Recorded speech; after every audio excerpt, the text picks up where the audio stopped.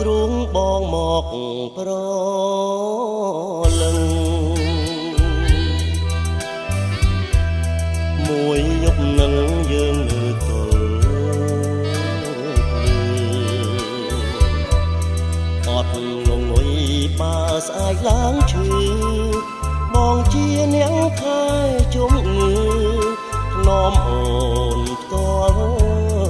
ដៃ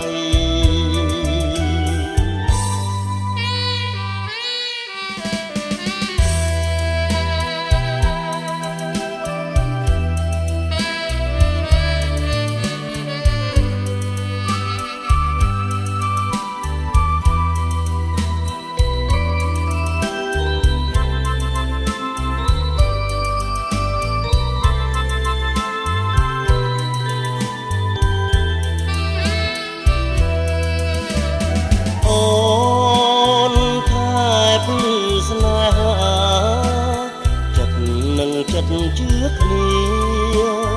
កុំក្បត់គ្នាងាយងាយខ្លា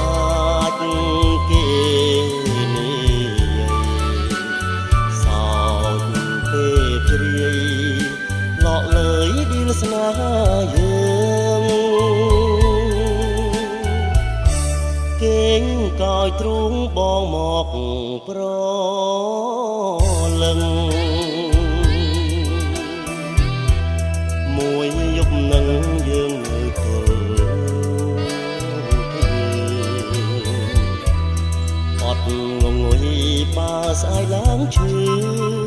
បងជាអ្នកថែជំងឺ